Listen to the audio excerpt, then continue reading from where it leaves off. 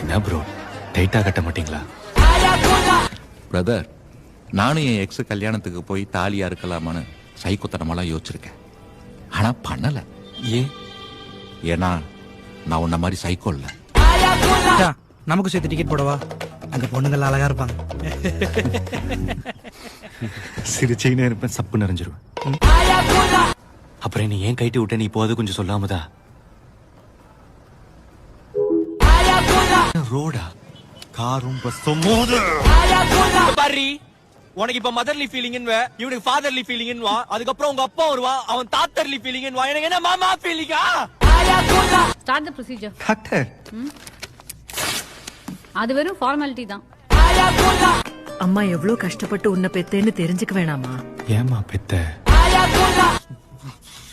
வெறியாவது முட்டையில இருக்கிற மூளையை தூக்கி மண்டையில மாட்டிட்டு மரியாதை